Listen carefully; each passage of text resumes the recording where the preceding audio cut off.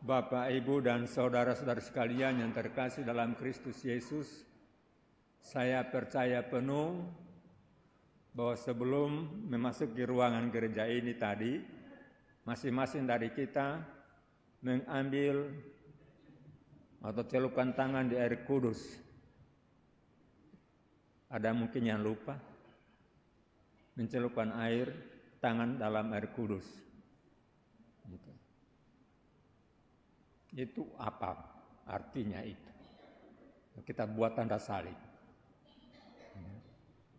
Bukan hanya bermaksud untuk mengingatkan kita waktu dibaptis, saat dimana kita diresmikan secara nyata menjadi warga keluarga Allah, tetapi juga merupakan suatu tanda kita menerima Bapa, Putra, dan Roh Kudus untuk bekerja di dalam diri kita.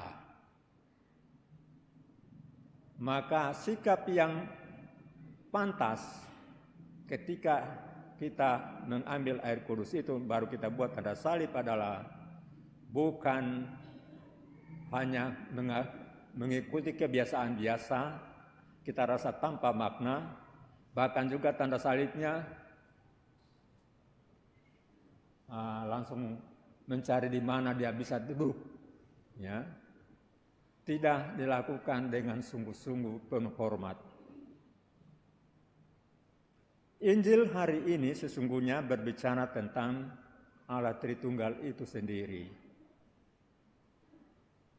Awal mula manusia memahami Allah begitu jauh, ya, maka kita menggunakan kata Allah.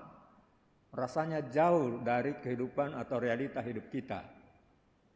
Dan untuk bisa mengenal Allah, dia memilih begitu banyak nabi. Dia perkenalkan dirinya, kehendaknya kepada kita lewat perantaraan para nabi itu. Tapi hasilnya bagaimana?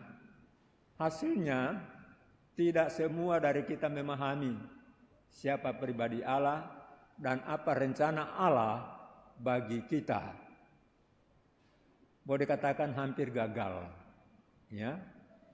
Lalu Yesus Bapa menggunakan cara lain, yakni mengutus putranya hidup di antara kita.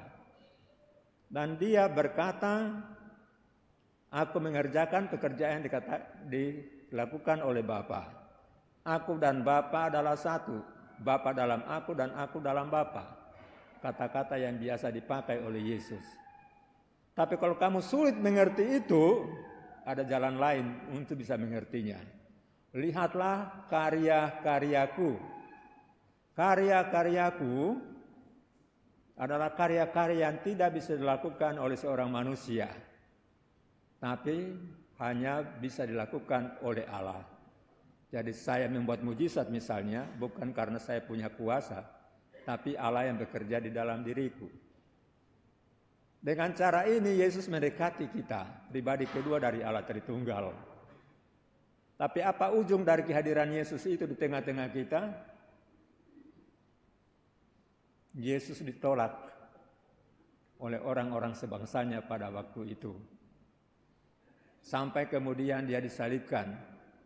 Bentuk kematian yang paling keji, yang sesungguhnya hanya pantas yaitu dialami oleh orang yang memang kelas kakap kejahatannya.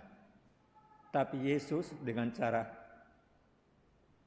itu dia menunjukkan bahwa cintanya kepada manusia dan kesetiaannya kepada Bapa tanpa batas. Sampai dia berani mempertaruhkan dirinya untuk kita wafat di salib. Tapi kita tahu juga bahwa begitu Yesus berkarya dan menunjukkan karya-karya Bapa di tengah-tengah kita, masih saja juga kadang-kadang kita bertegar hati.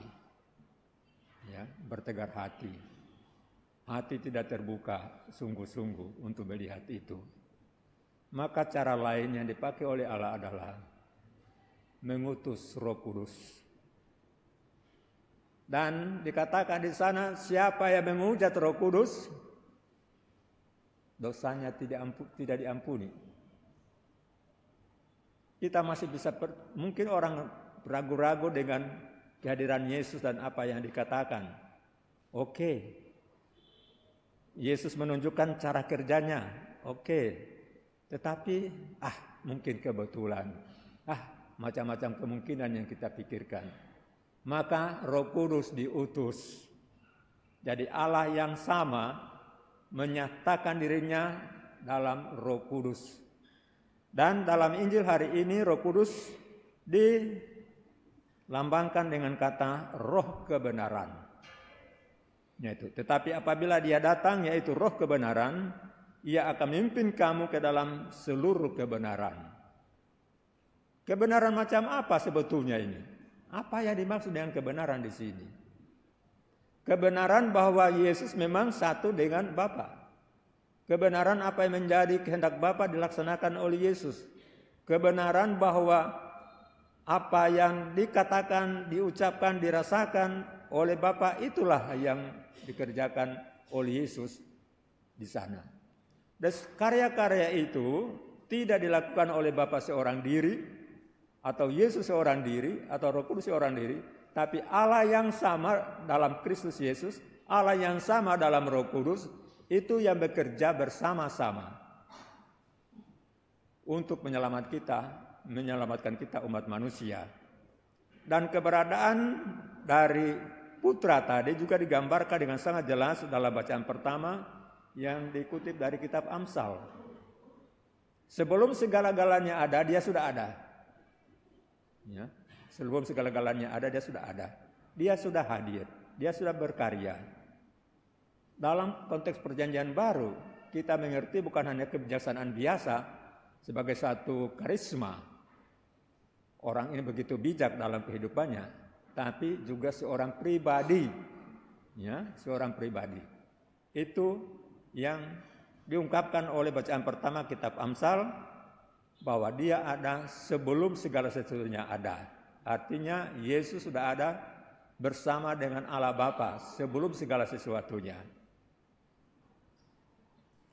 Dan banyak hal yang kita tidak mengerti yang disampaikan oleh Bapa, yang disampaikan oleh Yesus, itu begitu sampai kepada kita tidak serta-merta kita mengerti itu. Maka pertama tadi saya terkejut dengan kata-kata Yesus seperti ini. Masih banyak hal yang harus aku katakan kepadamu, tetapi sekarang kamu belum dapat menanggungnya. Dia sudah mau berikan kepada kita, tapi belum sanggup mencernanya, belum sanggup menghidupinya. Tapi jangan khawatir, saya mengutus kepadamu Roh kebenaran yang akan mengingatkan kamu apa yang telah saya katakan, ya, dan mengajarkan hal-hal baru. Itu Roh kebenaran. Dia bersaksi sungguh bahwa Roh kebenaran ini, apa yang dilakukan oleh Yesus untuk menunjukkan kasih dari Bapa, itu bisa kita percayai. Saudara-saudari seiman yang terkasih dalam Kristus, bagaimana ini kita hayati dalam kehidupan kita karya Allah Tritunggal ini, ya, Bapa, Putra, dan Roh Kudus. Tadi saya sudah menyebut satu. Setiap kali kita berdoa selalu mulai dengan tanda salib. Dalam nama Bapa dan Putra dan Roh Kudus. Amin. Ya. Apa kita sadari itu entah waktu masuk gereja, entah kita di rumah membuka doa kita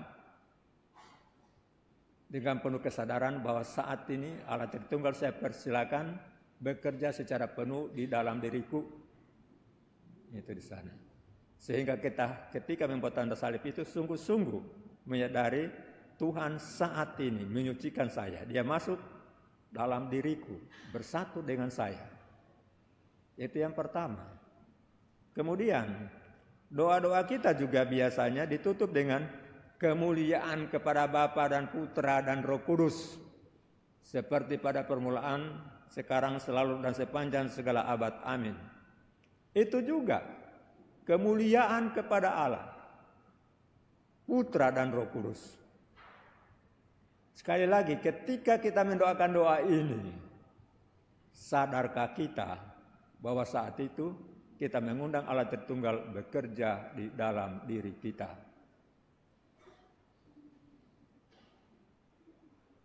Kita terbiasa memikirkan mereka secara terpisah.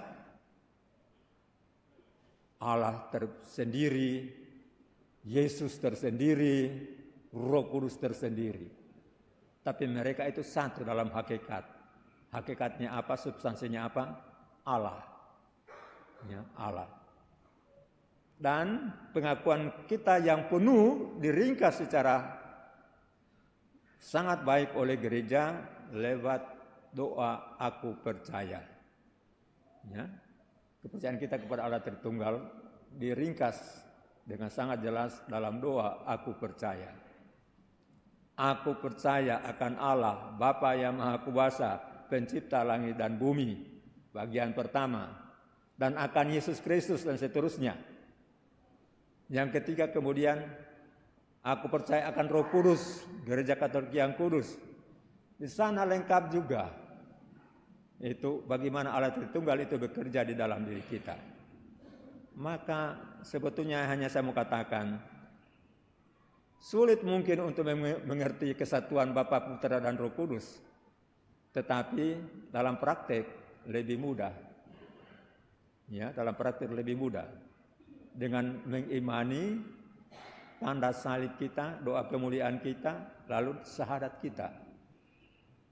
Karena apa yang dilakukan oleh Bapa, apa yang dilakukan oleh Yesus, Anak, dan apa yang dilakukan oleh Roh Kudus sangat jelas dalam doa percaya itu.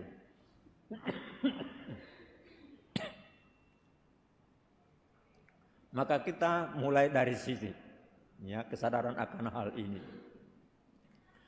Saya pikir banyak hal yang kita tidak ketahui sebelumnya, kadang-kadang itu Tuhan lewat Roh Kudusnya membuka hati dan pikiran kita.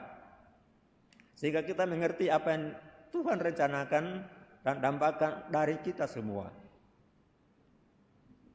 Tiba-tiba kita duduk merenung-renung.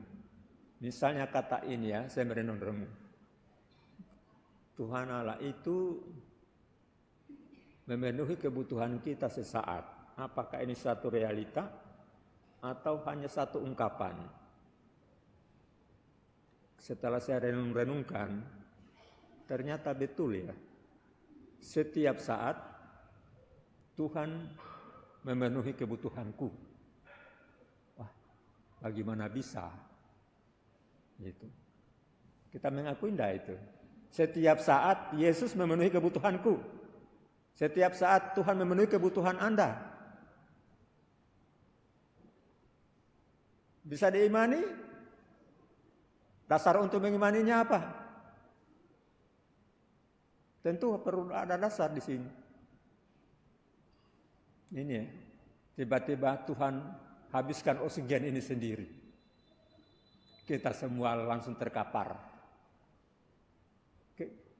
Kita anggap sederhana. Ya, kita anggap sederhana. Tapi itu tanda bahwa setiap saat Tuhan memenuhi kebutuhan kita. Saya, umat manusia, seluruh ciptaan dipenuhi kebutuhannya setiap saat. Ini bukti yang paling konkret, yang mudah kita terima, tidak perlu kita nalar. Masukkan dalam satu ruangan yang kecil, oksigen terbatas, tutup pintu, tutup jendela, sebentar semua langsung ngongkosan, pingsan, akhirnya selesai. Itu di sana. Itu satu tanda bahwa Tuhan, nah ini Tuhan memberikan pengertian. Jadi roh kebenaran tadi memberikan perhatian untuk mengimani, sekali lagi kata-kata Tuhan memenuhi kebutuhan kita setiap saat. Benar, ya, itu benar. Itu sebagai sebuah contoh, dibawa ke dalam kesadaran itu, ya, dibawa dalam kesadaran itu. Kita biasanya hanya mengharapkan Bapa, Putra, dan Roh Kudus melakukan karya-karya yang lain. Banyak orang mengatakan, apa yang saya harus doakan ya pastor ya? Kenapa? Kok tidak didengar-dengar doaku, selalu tidak dikabulkan doaku. Banyak juga yang begitu. Aku sudah dekat-dekat dengan Tuhan ini, tetapi kesulitan hidup yang saya alami makin berat juga. Jadi dia tidak perhatikan saya, dia tidak sayang saya, ya, dia tidak peduli dengan saya, dia tutup telinga pada saya. Tapi lupa tentang hal yang satu tadi contoh, lupa. Gitu. Nah, Tuhan akan melihat apakah yang saya mohon itu kebutuhan saya yang paling konkret atau hanya sebuah keinginan. Kalau kebutuhan konkret yang kita minta, pasti dikasih, pasti diberi, pasti didengarkan. Tetapi kalau masih merupakan satu keinginan, cita-cita, impian, mungkin perlu tunda waktu sebelum dia berikan. Ketika menjadi sebuah kebutuhan, dia akan berikan. Selama masih berupa keinginan dan rencana, mungkin dia belum akan berikan. Tapi tidak bisa kita mengatakan bahwa Tuhan tuli, ya, tidak peduli dengan saya. Realitanya ini oksigen ini tadi, salah satu contoh, ya, salah satu contoh. Nah, saudara-saudari, hari ini saya hanya mau mengatakan membuat kesadaran dalam diri kita lewat 3 doa tadi, ya, lewat 3 doa tadi. Dan juga karya Tuhan yang terselubung, yakni nafas kehidupan kita ini. Tuhan memenuhi kebutuhan kita setiap saat. Amin.